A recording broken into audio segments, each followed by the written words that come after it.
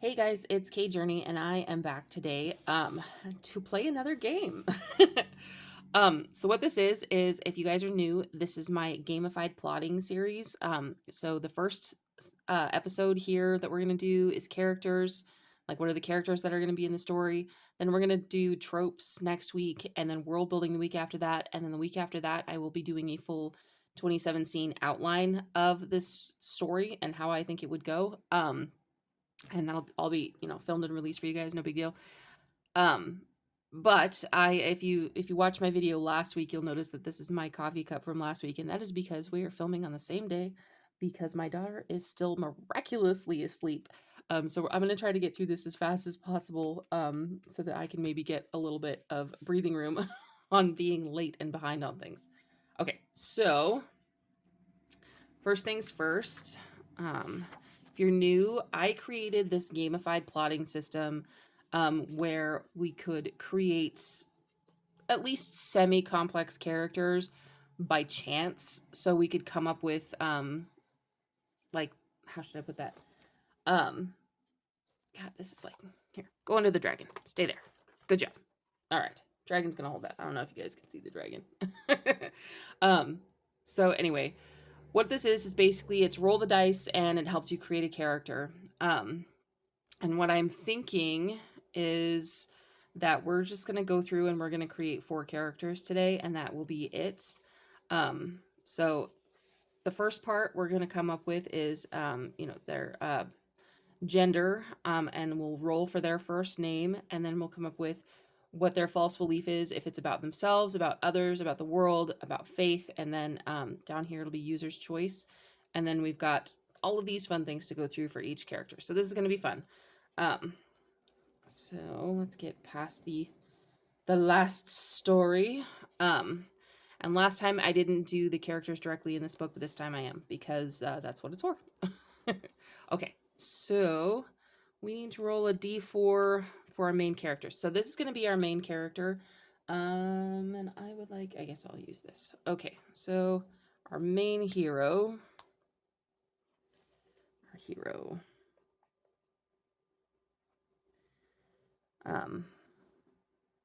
And then we'll do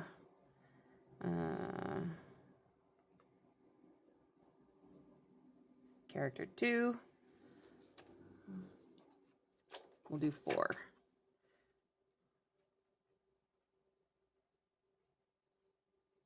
Character 3.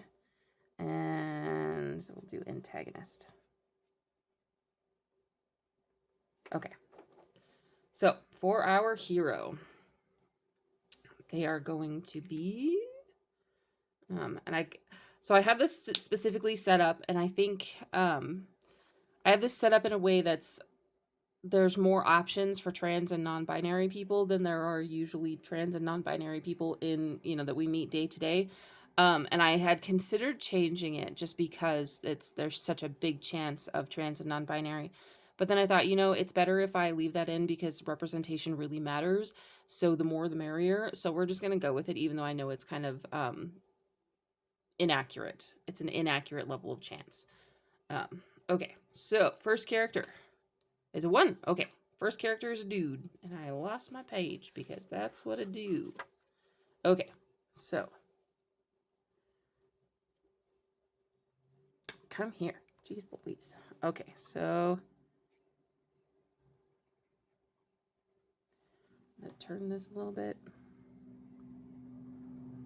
Okay, so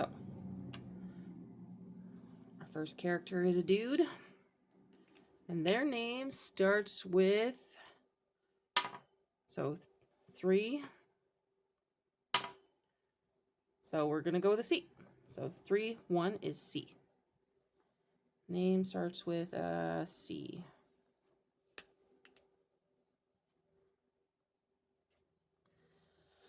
Let's go with Craig. We'll go with Craig. That'll work. Okay. So then their false belief. How did you end up in there? Okay. Their false belief is 3. Okay, so their false belief is about the world. I've got to just stop putting the cat back on this marker.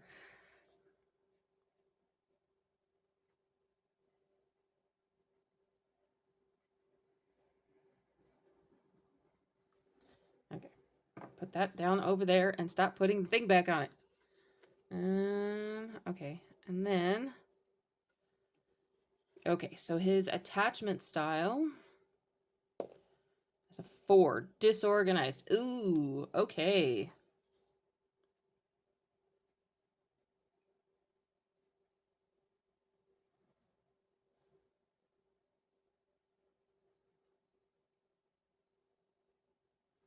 All right, so our main character is complex, which is good. Good, good. Don't put the cap back on the marker. That's not gonna work. Ah, there we go. Okay. So their attachment style is disorganized. Let's give them a healthy coping mechanism. Problem solving. Okay, so when they are trying to cope with a problem, they problem solve.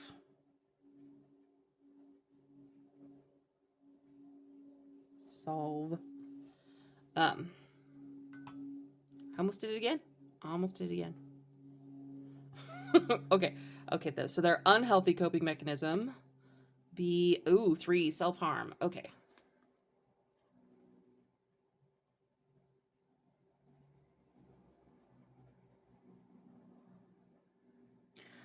So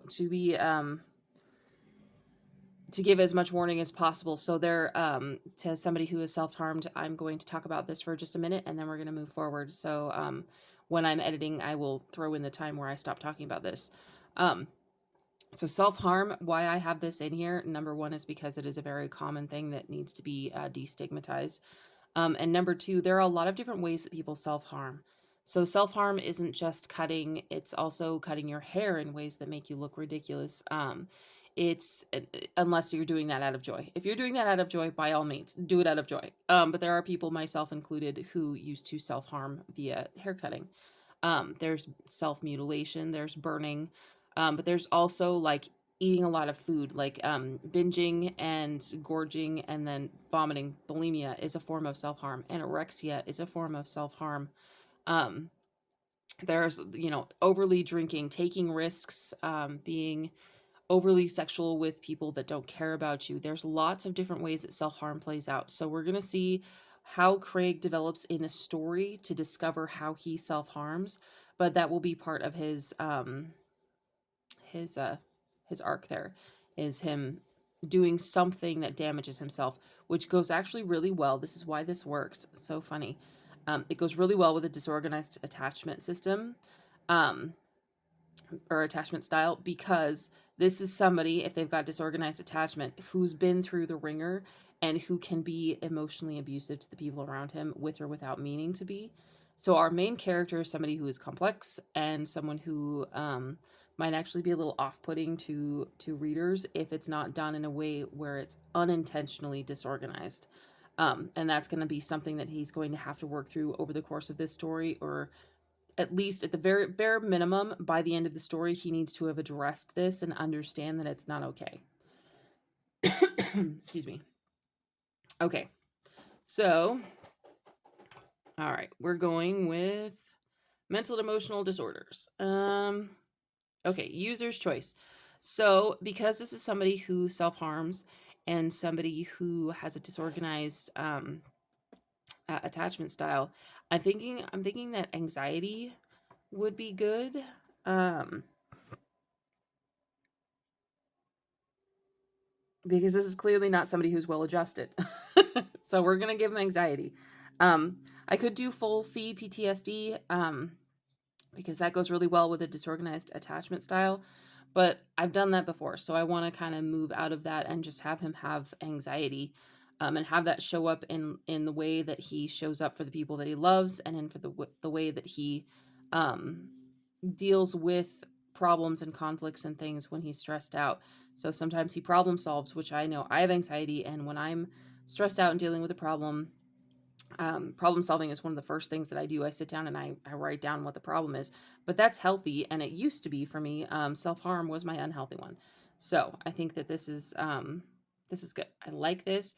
He feels very complex. He feels really real. We can add in details as we go, but this is a really great start to a complex character. I like that. Okay. So character number 2. Doo-doot. 4. Okay. Trans. So,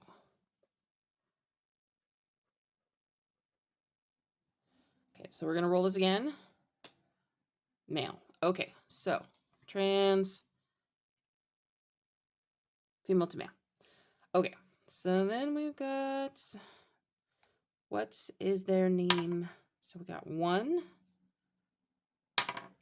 2. Okay, so their name starts with a G. Okay, so let's go with Grayson.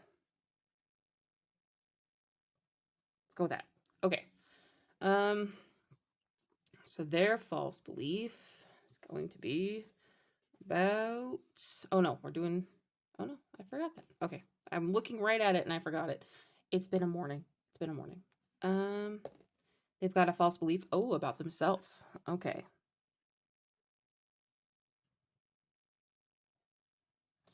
Okay. And then our attachment style, 6, user's choice. Let's make them secure. So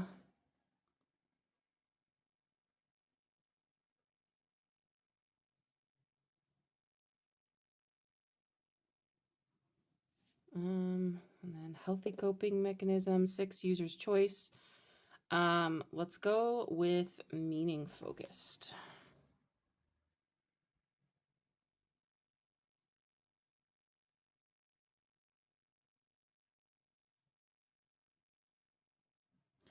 So a meaning focused, if I can write, a meaning focused healthy coping mechanism is like, um, it's kind of like taking what's happening around you or the problem and trying to find a meaning for why it's happening or like how it can help you. It's very like kind of zen and very looking at the bigger picture and trying not to get stuck in the muck of the moment and looking at it from a perspective of, how can this change my life in a good way? How can this make me a better person? I like meaning focused. I think that that's one of the healthiest ones. Okay, so unhealthy user's choice and okay, gambling, risk taking. Okay, I like it.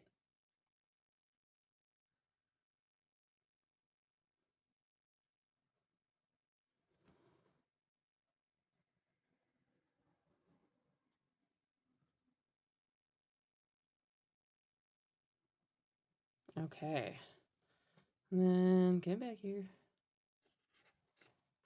Okay, so so we've got some depression here. Okay.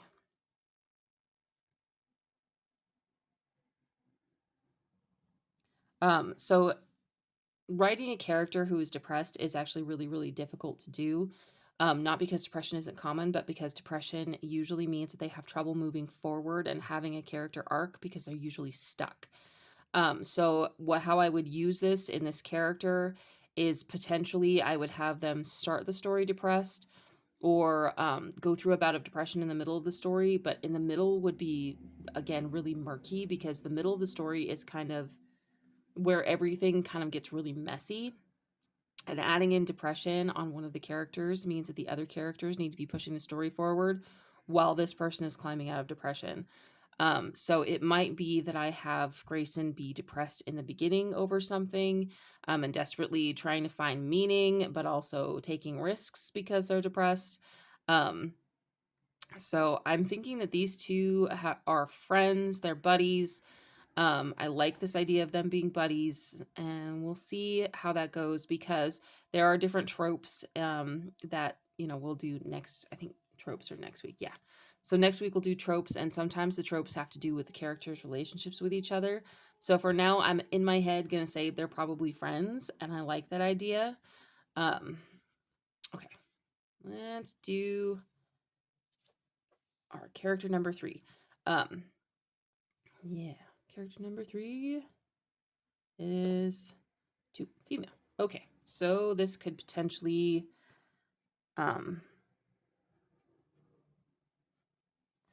be a love interest. This could potentially be a best friend. This could potentially be a bad guy. We don't know. We don't know. Okay, so 2 and 1. Okay, so B. So their name starts with a B.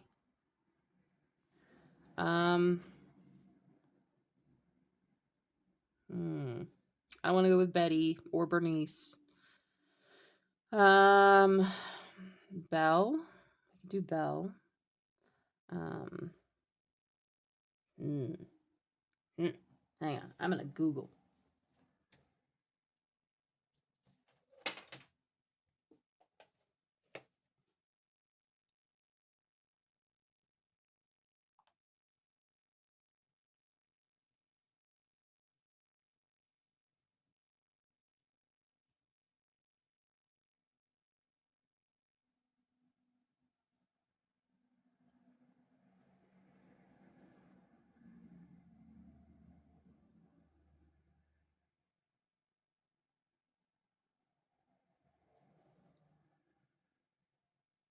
Okay. We're going to go with Blair. I feel like that's a name where this character could be both good or bad. Blair is a very, that's a very, how should I put that? The feeling that I get when I see the name Blair is very kind of snarky and snotty. So this could be a good guy, this could be a bad guy, but I've got snarky and snotty in my head now, which is fine. Okay, let's go back to this. Okay, so we're gonna go with her false belief is about others. Okay.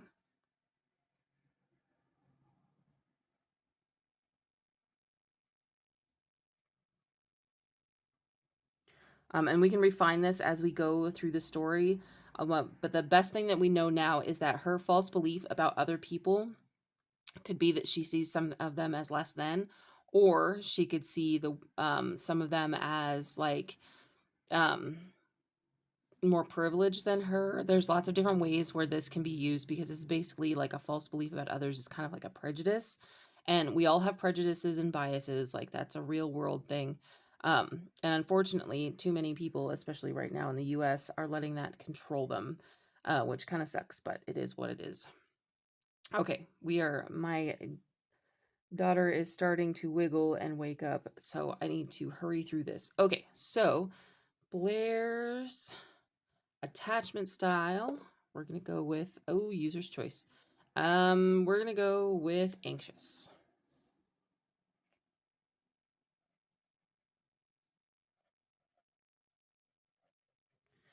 Okay, and her healthy coping mechanism, um, if keeps telling me, okay, emotion focused.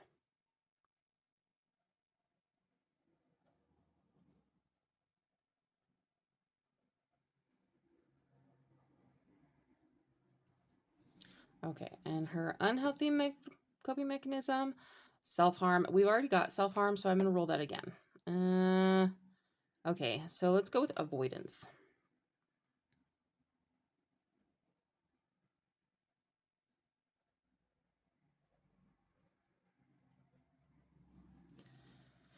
And 1, she's got anxiety. That makes sense. I also realized that giving everybody a mental and emotional disorder is inaccurate as well. But I think that sometimes when you get into user's choice, you can just say none because I feel like these all need to be represented because they're all things that most of the people I know deal with or have dealt with at some point or another. So I feel like they all need to be in there. Um, okay, so I am jumping into our antagonist, and hopefully my youngest stays asleep. Her eyes are closed. I'm watching her on the monitor. Okay, so our antagonist, is also trans. Okay. Um, yes, I'm aware. Okay, so trans non-binary.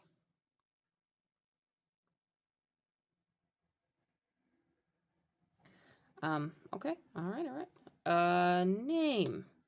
So we're going to go with 2 and 6, which is user's choice. So I'm going to go along this line of 2. And we're going to go with a Z. Let's go with a Z name.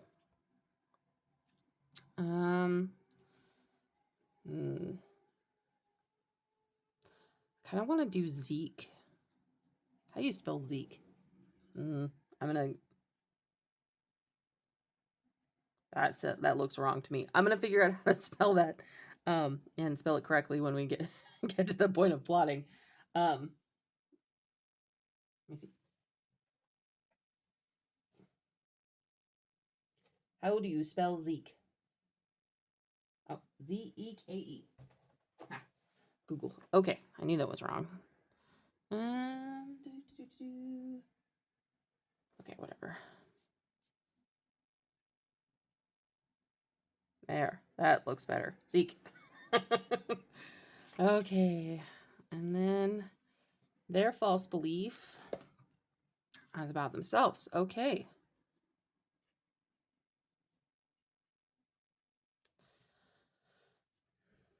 So maybe they think that they are special or more special than other people. Okay, so their attachment style is 4 disorganized.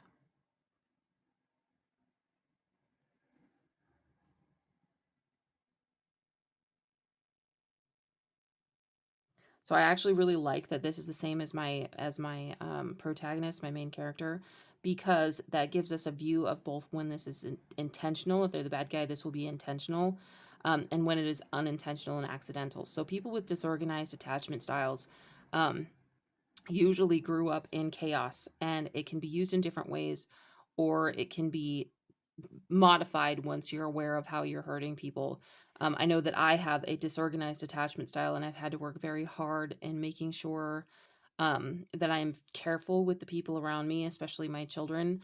That when I feel like I need to push everybody away, that I'm not giving people whiplash from how closely I pull them to me. So I've had to be very careful with this and kind of find even ground and recognize that that you know, a lot of the things that happen in my head are not real.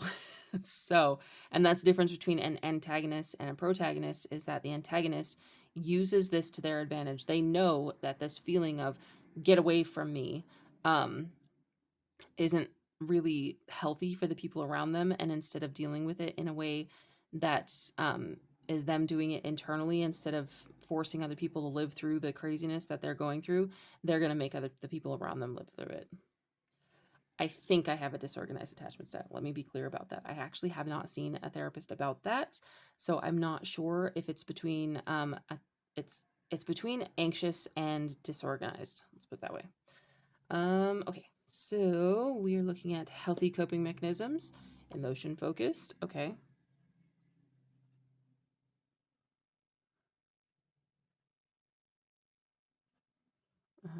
Unhealthy.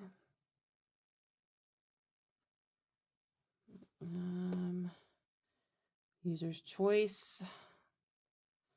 I really like the idea of gambling and risk taking.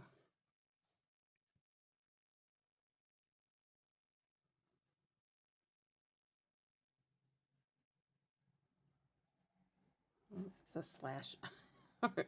Okay. And then one, they have anxiety. Okay. There's a lot of characters with anxiety. I feel like, is that. Yeah. Okay. So since we've got so many with anxiety, let's try a different one, because that is. Okay. User's choice. Okay.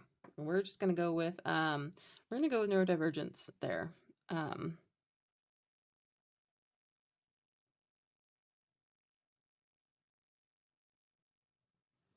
think that's better because we've got 2 anxieties and 1 depression, and we don't want them all of the characters to be having panic attacks while they're trying to deal with whatever's going on. That just seems wildly groupthink. Okay, so our antagonist is named Zeke. They are non-binary. They have a false belief about themselves. I like this. I like this a lot. I think this allows for a lot of complexity. And because some of these things mirror elsewhere, like the gambling and risk taking is mirrored over here in the second character, I feel like this kind of rounds out my antagonist really well and really humanizes them.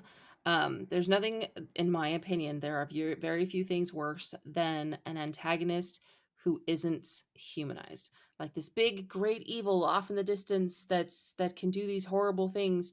As much as I loved the Lord of the Rings, um, you know, to me, Saruman was a better villain than Sauron, because Saruman, you kind of understood him as a person, whereas Sauron is not humanized at all. He's just some big evil out there, which is one of the very few things that I would say, was not 100% on par or on point for me with The Lord of the Rings, because that is like my favorite series of all time. So anyway, I like this idea of having a very humanized antagonist. I like to have my antagonists complex and to make them just as well rounded as my main character, because this is a positive character arc, and I love for my antagonist to show a you know not positive. God, my brain this morning, it's too early. To show a character arc that's kind of not positive. I get a little negative. There we go. Good Lord. Okay, I'm gonna go and drink some coffee and not be doing this anymore and not be filming my ridiculousness.